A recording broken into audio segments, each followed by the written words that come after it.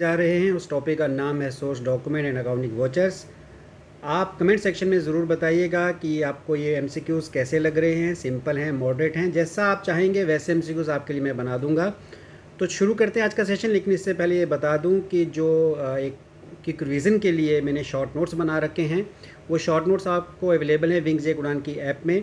और जो 1000 एमसीक्यूज़ मैंने बताया था वो आपको मॉक टेस्ट के फॉर्म में अवेलेबल है अगेन विंग्स एक उड़ान की ऐप पे, जिसका लिंक डिस्क्रिप्शन बॉक्स में मैं दे दूंगा। आप वहाँ से उन एमसीक्यूज़ को या फिर उन शॉर्ट नोट्स को ले सकते हैं। So welcome back to Kings Commerce Zone. शुरू करते हैं दोस्तों आज का सेशन। पहला एमसीक्यू है, consider the following statement about source document. सबसे पहले आपको बता दूं कि सोर्स डॉक्यूमेंट किसे कहते हैं। हम बिज़नेस के अंदर जितनी भी ट्रांजैक्शंस को रिकॉर्ड करते हैं, उन ट्रांजैक्शंस को रिकॉर्ड करने के लिए हमारे पास कोई ना कोई एक एविडेंस होना चाहिए इन the form of cash memo, invoice या बिल। तो उसी एविडेंस को हम सोर्स डॉक्यूमेंट कहते हैं।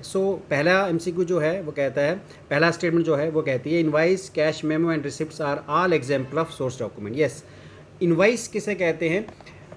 जब हम कोई चीज़ उधार पे बेचते हैं, यानी क्रेडिट सेल के लिए जो हम डॉक्यूमेंट इशू करते हैं उसको इनवाइस कहते हैं। कैश मेमो किसे कहते हैं? कैश मेमो होता है जब हम कोई चीज़ कैश में सेल करें तो हम जो डॉक्यूमेंट इशू करते हैं उसको कैश मेमो कहते हैं। और रिसिप्ट क्या होता है कि फॉर एग्जांपल मैं किसी डेटर से कुछ पैसा ले रहा हूँ या किसी भी अमाउंट को लेने के लिए, या किसी चेक को मैंने लिया और बदले में जो डॉक्यूमेंट इशू किया, एक कागज़ का टुकड़ा जिसे हम कहते हैं रिसिप्ट, उसको भी हम एक एग्जांपल मानेंगे सोर्स डॉक्यूमेंट के, वो भी एक सोर्स डॉक्यूमेंट होता है। पहली स्टेटमेंट सही है।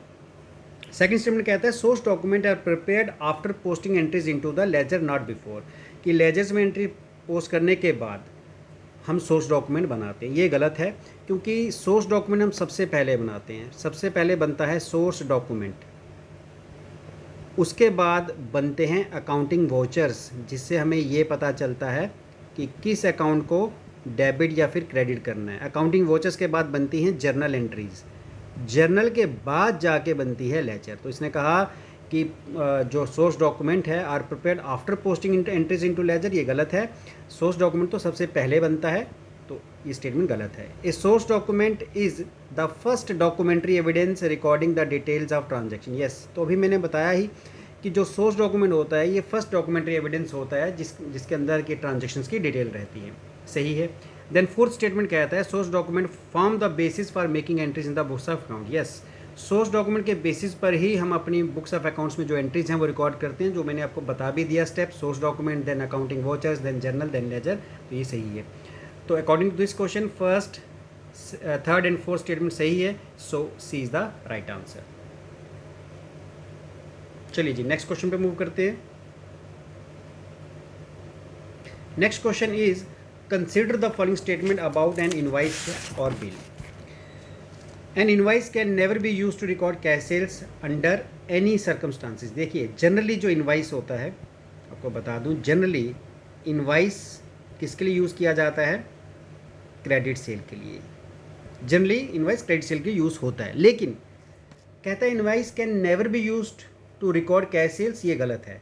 इनवाइस को हम कैश सेल के लिए भी यूज़ कर सकते हैं, लेकिन जनरली इनवाइस को हम क्रेडिट सेल के लिए यूज़ करते हैं, कैश सेल के कैश मेमो यूज़ करते हैं। But in some cases invoice को भी हम कैश सेल के लिए यूज़ कर सकते हैं। तो ये स्टेटमेंट गलत है।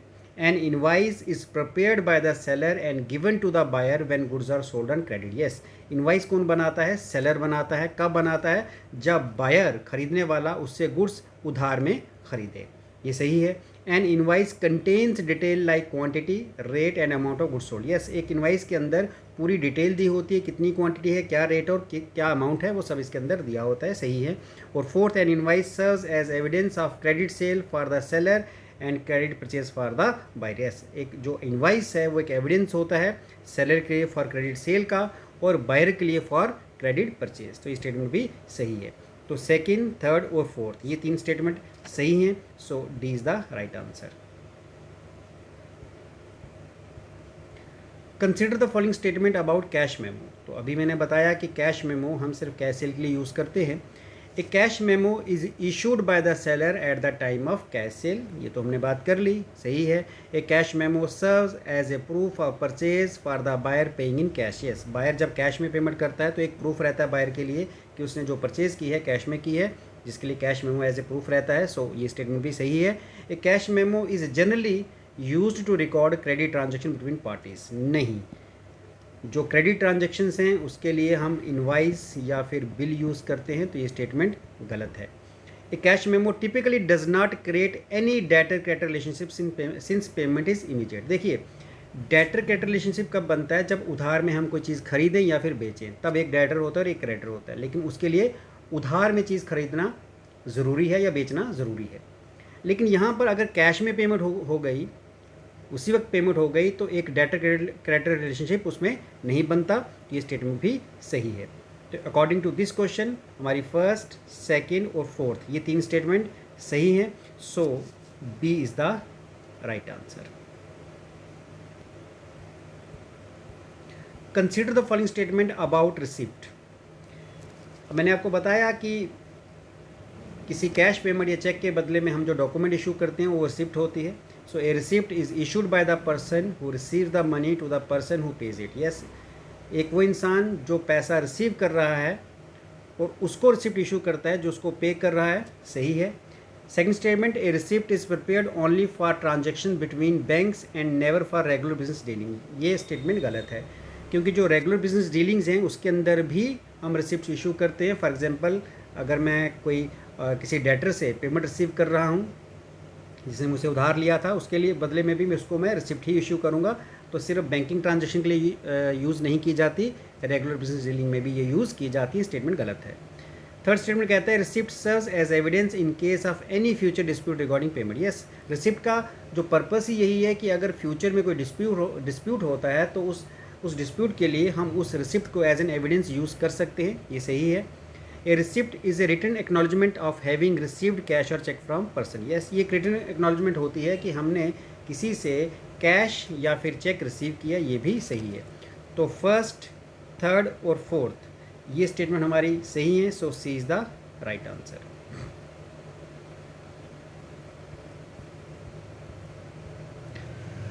फिफ्थ क्वेश्चन है consider the following statement about debit note. अब ये एक टर्म ऐसी है, डेबिट नोट और क्रेडिट नोट, जिसमें बच्चे काफ़ी कंफ्यूज रहते हैं।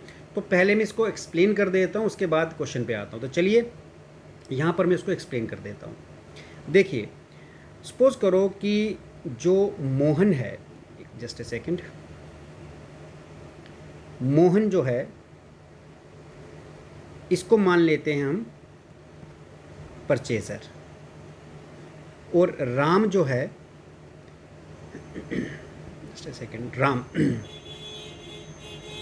राम को हम मान लेते हैं एक सेलर। अब सपोज करो मोहन ने राम से कुछ गुड्स खरीदी हैं और उधार में खरीदी हैं, तो हमें क्या एंट्री बनाएंगे? हमारी एंट्री रहेगी परचेज अकाउंट डेबिट टू जिससे गुड्स खरीदी, हम उसका नाम लिखेंगे राम। तो यहाँ पर अगर मान लो 10,000 की इसने गुड्स खरीदी हैं राम से, तो मतलब राम को इसको 10,000 रुपया देना है, राम उसके लिए क्रेडिटर है। अब मान लो मोहन ने राम को कुछ गुड्स वापस कर दी, 2,000 की गुड्स वापस कर दी बिकॉज ऑफ एनी रीज़न। तो एक चीज़ हमेशा याद रखो कि अकाउंट्स में अगर कोई चीज़ हमें माइनस करनी है तो हम एक रिवर्स एंट्री पास करते हैं। तो यहाँ पर रिवर्स एंट्री क्या होगी? राम जो क्रेडिट था हम उसको कर देंगे डेबिट, और जो परचेज डेबिट थी उसको कर देंगे क्रेडिट परचेज रिटर्न करके, और 2,000 हम यहाँ लिख देंगे। अब जो डेबिट नोट है, याद रखना डेबिट नोट कौन इशू करता है? डेबिट नोट इशू करता है परचेज़र, और किसको इशू करता है? सेलर को। अब देखिए, राम ने 10,000 रुपया देना था, मोहन ने 10,000 रुपया देना था राम का अकाउंट क्रेडिट था 10,000।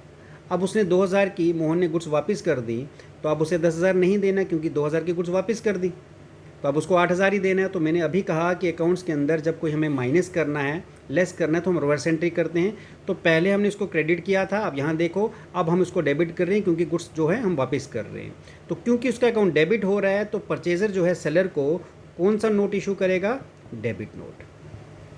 अब आते हैं सेलर पे। राम सेलर है, राम ने गुड्स बेची हैं किसको? मोहन को। तो अगर राम अपनी बुक्स में कोई एंट्री बनाई होगी तो ये बनाई होगी मोहन टू सेल्स, कि मोहन को 10,000 की इसने गुड्स बेची हैं, ये इसने अपनी बुक में एंट्री बनाई होगी।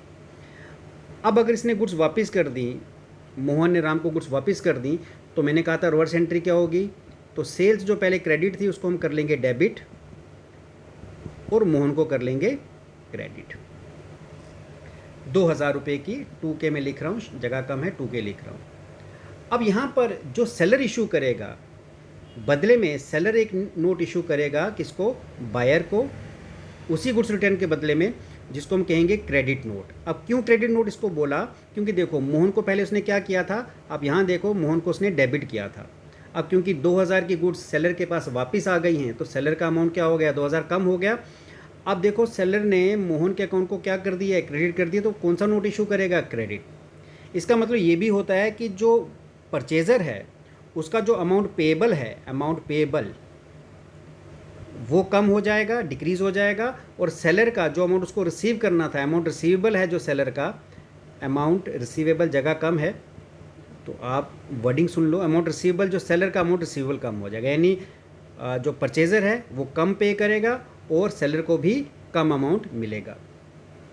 तो ये क्योंकि जो परचेज़र है, तो जैसे मैंने बताया कि वो कौन सा नोट इशू करेगा, क्योंकि उसने अकाउंट को डेबिट कर दिया है सेलर के अकाउंट को, तो डेबिट नोट इशू करेगा, और सेलर ने क्योंकि परचेज़र के अकाउंट को क्रेडिट कर दिया तो क्रेडिट नोट इशू करेगा। आई होप ये क्लियर है। और जो बायर है उसका अमाउंट जो पे करना था वो कम हो जाएगा, और सेलर का जो रिसीव करना था वो कम हो जाएगा, दोनों के अमाउंट कम हो जाएंगे। तो चलिए अब आते हैं बैक टू क्वेश्चन, जो हमारे पास क्वेश्चन था। सो हमारे पास क्वेश्चन ये था, consider the following statement about debit note. क्या है debit note, a debit note results in reduction of the amount payable by the buyer to supplier. Yes, मैंने अभी कहा कि बायर का अमाउंट जो है वो कम हो जाएगा जो उसने सप्लायर को पे करना है, क्योंकि उसने गुड्स को क्या किया है, वापस कर दिया है। सो जो फर्स्ट स्टेटमेंट है वो सही है, इसको हम कर देंगे tick. A debit note is issued by the seller to buyer, अभी हमने बात की, अगर आप पीछे जाके दोबारा देखोगे रिवाइंड करके, तो मैंने बताया कि डेबिट नोट कौन इशू करता है, बायर करता है, किसको इशू, सेलर को। सेलर जो इशू करते हैं इन रिवर्स वो होता है क्रेडिट नोट, तो ये स्टेटमेंट गलत है। A debit note is prepared by buyer when returning goods purchase on credit. Yes, ये तो हमने अभी बात की, अगर आप उसको देखोगे जो भी मैंने पढ़ाया, तो बायर डेबिट नोट जो है वो बायर इशू करता है जब वो गुड्स रिटर्न करता है जो उसने क्रेडिट में खरीदी थी। ए डेबिट नोट इन्फॉर्म करता है सप्लायर को कि तुम्हारा अकाउंट जो है बायर की बुक में डेबिट हो गया, यानी अब बायर तुम्हें पहले से कम पैसे देगा क्योंकि उसने गुड्स रिटर्न कर दी, तो ये स्टेटमेंट भी सही है। तो according to this question first, third and fourth ये तीनों स्टेटमेंट सही हैं, so C is the right answer. चलिए जी आगे बढ़ते हैं।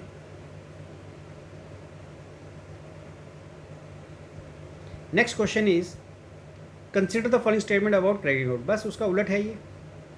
अब क्रेडिट नोट के लिए क्या है, a credit note and a debit note are usually issued for opposite sides of the same transaction. Yes, ये दोनों सेम ट्रांजेक्शन के लिए इशू होते हैं, बायर के लिए डेबिट नोट होता है, सेलर के लिए क्रेडिट नोट होता है, सही है। A credit note is prepared by the seller when goods are return by customer. Credit note seller बनाता है जब कस्टमर उसको गुड्स वापस करता है, ये भी सही है। Then a credit note informs the customer that their account has been credit in sellers book. Yes, एक क्रेडिट नोट इन्फॉर्म करता है कस्टमर को कि उसका अकाउंट क्रेडिट किया गया। अभी जो मैंने पीछे बताया था, आप उसको ज़रा ध्यान से देखोगे तो आपको पता चल जाएगा कि सेलर की बुक में जो है कस्टमर का अकाउंट क्रेडिट हुआ, ये भी सही है। एक credit note results in an increase in the amount payable by the customer, ये गलत है। क्रेडिट नोट का मतलब ये है कि जो सेलर कस्टमर है उसका अमाउंट इंक्रीज़ नहीं हुआ बल्कि डिक्रीज़ हो गया। क्यों डिक्रीज़ हो गया, क्योंकि उसने गुड्स जो हैं वापस कर दी। तो क्रेडिट नोट से सेलर का अमाउंट इंक्रीज़ नहीं होता, जबकि इंक्रीज़ नहीं होता, डिक्रीज़ हो जाता है। तो ये स्टेटमेंट आपकी गलत है। So a credit note results an increase in the amount payable by customer to seller, ये बिल्कुल गलत है। Amount payable by customer to seller जो अमाउंट है जो पे करना है वो कम हो जाता है क्योंकि उसने उतने के गुड्स उसको वापस कर दी हैं। चलिए आगे बढ़ते हैं। Consider the following statement about pay in slip. Pay in slip किसे कहते हैं, देखिए कभी आप बैंक में गए हो तो पैसा जमा करवाने के लिए आपको वहाँ एक फॉर्म भरना पड़ता है, उसी फॉर्म को पेन स्लिप कहते हैं। A pay in slip is use to deposit cash और cheque into bank account. Yes, सही है। एक पेन स्लिप किस लिए यूज़ की जाती है, कैश या चेक जमा करवाने के लिए बैंक में।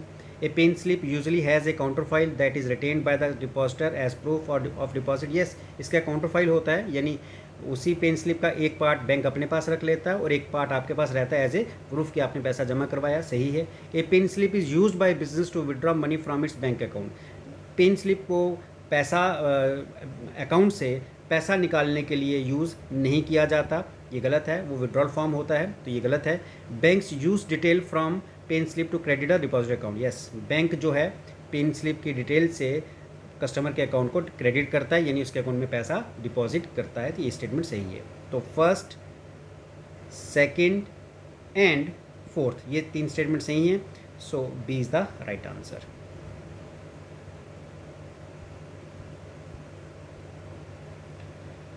Consider the following statement about cheque. Cheque क्या है? A cheque is drawn by an account holder in favour of specific person और बेरर, यस, एक चेक जो है अकाउंट होल्डर जिस पर्सन को उसको पैसा पे करना है उसके फेवर में बनाता है, यानी हम जब किसी को चेक देते हैं तो जिस बंदे को चेक दिया जाता है उसके फेवर में वो चेक बनाया जाता है। So a cheque is drawn by an account holder, एक अकाउंट होल्डर बनाता है in favour of specific person और बेरर, यानी एक स्पेसिफिक पर्सन के फेवर में, या बेरर यानी जो उस चेक को लेगा जिसको हमें पेमेंट करनी है। Then a cheque is type of source document evidencing a payment transaction, yes, ये भी एक सोर्स डॉक्यूमेंट है जिससे हमें पता चलता है कि हमने किसी को ट्रांजैक्शन की है in the form of cheque. A cheque once dishonoured by the bank still results in successful payment to the payee, नहीं भाई, एक चेक अगर डिसऑनर्ड हो गया इसका मतलब ये है कि उसकी पेमेंट अब नहीं हो सकती, तो ये गलत है। A cheque is an unconditional order in writing directing a bank to pay certain sum of money, yes, ये एक अनकंडीशनल ऑर्डर होता है, यानी जिस पे कोई भी कंडीशन हम नहीं लगा सकते कि जिसके पास ये पैसा चेक है उसको वो पैसा दिया जाए जो चेक के अंदर अमाउंट मेंशन्ड है, तो ये स्टेटमेंट सही है। फर्स्ट, सेकंड, फोर्थ, ये 3 स्टेटमेंट सही हैं, so B is the right answer. Consider the following statement about accounting vouchers. A non cash, जिसको हम ट्रांसफर वोचर भी कहते हैं, records credit transactions like credit purchase और क्रेडिट सेल, यस, एक नॉन कैश वोचर वो होता है जो ऐसी ट्रांजेक्शन रिकॉर्ड करता है जिसमें कैश की कोई भी इन्वॉल्वमेंट नहीं है, जैसे क्रेडिट ट्रांजेक्शन्स हो गई, क्रेडिट परचेज हो गई, डेप्रिसिएशन हो गई, तो ऐसी ट्रांजेक्शन जो नॉन कैश हैं उसके लिए हम नॉन कैश या फिर ट्रांसफर वोचर का यूज़ करते हैं, सही है। Vouchers are irrelevant once source document are available, so they are rarely prepared in practice, नहीं भाई, ऐसा नहीं है, वोचर इरेलीवेंट नहीं है। जब हम सोर्स डॉक्यूमेंट बनाते हैं तो सोर्स डॉक्यूमेंट के बेसिस पर ही वोचर्स बनते हैं, तो ये कह देना कि vouchers are irrelevant when source document are available, so they are rarely prepared in practice, नहीं, ऐसा गलत है। हमेशा जब सोर्स डॉक्यूमेंट बनता है तो सोर्स डॉक्यूमेंट को देख कर उसी के बेसिस पर हम वोचर भी बनाते हैं, तो ये स्टेटमेंट जो है गलत है। An accounting voucher is prepared on the basis of source document to authorize an accounting entry, yes, ये तो मैंने बता दिया कि सोर्स बेसिस पर ही अकाउंटिंग वोचर बनते हैं जिससे हमें ये पता चलता है कि इस अकाउंट को डेबिट या क्रेडिट करना है, सही है।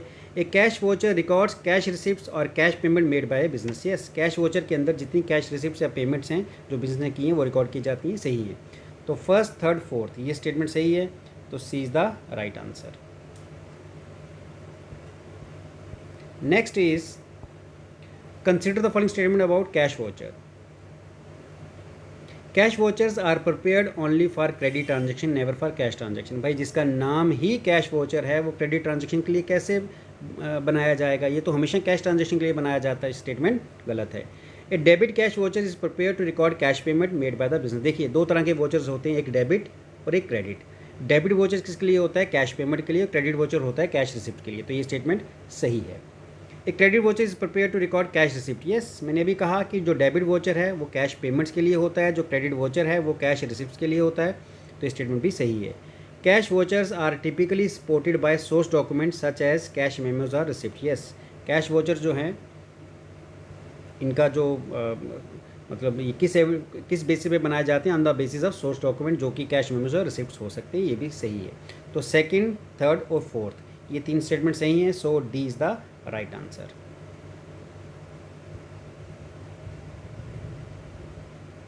Consider the following statement about transfer या नॉन कैश वोचर। चलिए जी, अब आगे नॉन कैश वोचर पे बात। A transfer voucher is use to record transaction that do not involve immediate cash receipt और पेमेंट, यस, ट्रांसफ़र वोचर या non cash voucher उसी केस में बनाए जाते हैं जहाँ पर कैश की इन्वॉल्वमेंट नहीं है, ना कैश रिसिप्ट है ना पेमेंट, तो ऐसी चीज़ें जिसके अंदर कैश की कोई इन्वॉल्वमेंट नहीं है, ना कैश रिसिप्ट हुई ना कैश की पेमेंट हुई, तो हम ट्रांसफ़र वोचर या फिर नॉन कैश वोचर बनाते हैं। Credit sales and credit purchase are typically recorded using transfer voucher, yes, transfer vouchers हम किसके लिए यूज़ करते हैं? क्रेडिट सेल्स के लिए, क्रेडिट परचेज के लिए, डेप्रिसिएशन के लिए। तो इन सब चीज़ों के लिए हम जो है नॉन कैश वोचर या फिर ट्रांसफ़र वोचर यूज़ करते हैं, सही है।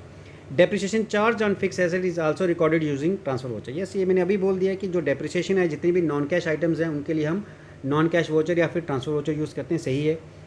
ए ट्रांसफ़र वोचर ऑलवेज इन्वॉल्व्स इधर कैश कमिंग इन और cash going out of business. नहीं भाई, कैश आना या कैश जाने के लिए ट्रांसफ़र वोचर नहीं, कैश वोचर यूज़ किया जाता है। स्टेटमेंट गलत है। तो फर्स्ट, सेकंड, थर्ड ये 3 स्टेटमेंट सही हैं, so A is the right answer.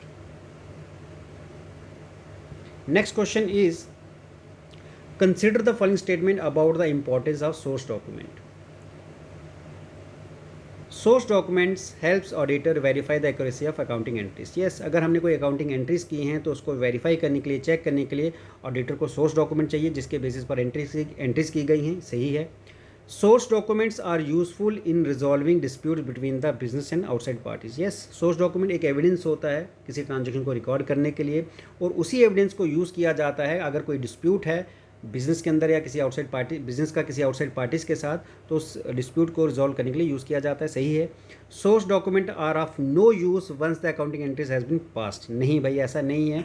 Source document का तो हमेशा यूज़ रहता है, क्योंकि जब हमने अकाउंटिंग एंट्रीज कर ली उसके बाद भी उसका यूज़ रहता है। कोई डिस्प्यूट हो गया तब भी उसका यूज़ रहेगा। देन लीगल फॉर्मेलिटीज़ के लिए भी होता है, टैक्स हमें पे करना है उसके लिए भी हमें सोर्स डॉक्यूमेंट चाहिए होते हैं कि एंट्रीज कहाँ से हमने रिकॉर्ड की है, कोई ना कोई एविडेंस होना चाहिए। तो ऐसा कह देना कि जब हमने अकाउंटिंग एंट्रीज बना ली उसका यूज़ नहीं है, तो ये गलत है। Source document provides legal evidence of the occurrence of transaction. Yes, ये तो मैंने अभी बता दिया कि एक लीगल एविडेंस होता है कि कोई ट्रांजेक्शन हुई है, तो ये सही है। तो फर्स्ट, सेकेंड, फोर्थ ये 3 स्टेटमेंट सही हैं, so answer is B.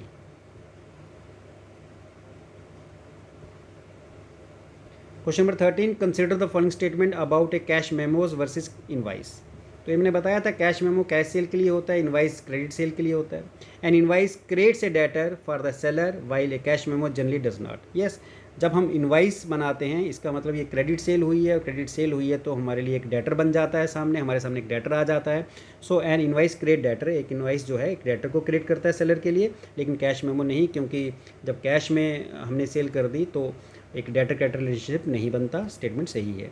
A cash memo and an invoice are always the exact same document with no difference in purpose. देखिए भाई, ये दोनों सेम नहीं होते। कैश मेमो मैंने बताया कैश सेल के लिए, इनवाइस क्रेडिट सेल के लिए यूज़ किया जाता है, ये दोनों सेम नहीं होते।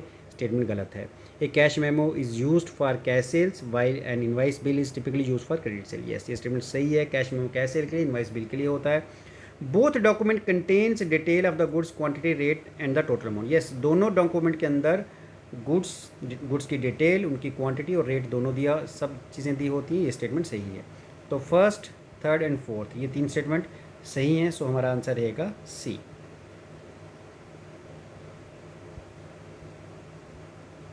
Consider the following statement about the process of voucher preparation. So, accounting vouchers are prepared without any reference at all to the underlying source document। कहता है अकाउंटिंग वाउचर्स हम बिना सोर्स डॉक्यूमेंट के बना सकते हैं। भाई ऐसा नहीं है, मैंने पहले भी बताया, पहले सोर्स डॉक्यूमेंट बनेगा और उसी सोर्स डॉक्यूमेंट के बेसिस पर बनता है अकाउंटिंग वाउचर्स। तो ये स्टेटमेंट गलत है। Source documents are analysed first to determine which account are to be debited and credit. Yes, source document को एनालाइज करके कि किस अकाउंट को डेबिट या क्रेडिट करना है, हम अकाउंटिंग वाउचर्स बनाते हैं। And accounting vouchers is then prepared on the basis of this analysis. हाँ, उनके बेसिस पर फिर अकाउंटिंग वाउचर बनाए जाते हैं। The voucher is later used as basis for recording the transaction the journal. Yes, इन्हीं वाउचर्स को यूज़ किया जाता है जनरल में ट्रांजेक्शन रिकॉर्ड करने के लिए। सेकेंड, थर्ड, फोर्थ ये 3 स्टेटमेंट सही हैं, सो आंसर इज डी। चलिए जी, आज का आखिरी question, consider the following statement about rectification vouchers. A voucher may also be prepare to record a rectification entry correcting an earlier accounting error. देखिए, अगर हमने कोई गलती कर दी है, उस गलती को ठीक करने के लिए, रेक्टिफाई करने के लिए भी हम वाउचर बनाते हैं। तो वाउचर सिर्फ सोर्स डॉक्यूमेंट से ही नहीं बनाए जाते। अगर हमने सोर्स डॉक्यूमेंट से कोई वाउचर बना दिया है और उसके बाद हमने कोई जो जनरल एंट्री बनाई वो गलत बनी, उस गलत एंट्री को रेक्टिफाई करने के लिए भी हम वाउचर बनाते हैं। स्टेटमेंट सही है। Rectifying entries are supported by a note explaining the nature of the original error. Yes, rectifying entries जो होती हैं जिसको हम सही करते हैं, उसमें एक्सप्लेन किया जाता है नोट में कि किस तरह क्या गलती थी, किस तरह की गलती थी, ये गलती कब हुई। और इसको हमने कैसे ठीक किया वो नोट में एक्सप्लेन किया जाता है, तो ये स्टेटमेंट सही है। Rectification vouchers can never be linked back to any original source document और एरर। भाई बिल्कुल गलत है। जब हम किसी चीज़ को सही कर रहे हैं तो उसको सही करने के लिए हमारे पास कोई ना कोई एविडेंस होना चाहिए जो कि सोर्स डॉक्यूमेंट है। तो गलत एंट्री जो हुई उसको हमें पता तो तभी लगेगा जब हम उसको किसी के साथ मैच करेंगे, और मैचिंग करने के लिए हमारे पास सोर्स डॉक्यूमेंट होने चाहिए। तो इसने कहा कि नेवर बी लिंक्ड, भाई बिल्कुल गलत है। Proper rectification helps ensure the accuracy of the books of accounts. Yes, ये तो सिंपल सी बात है कि अगर हम सही से रेक्टिफिकेशन करेंगे तो हमारी जो बुक्स की एक्यूरेसी है वो इंक्रीज़ हो जाती है। ये स्टेटमेंट सही है।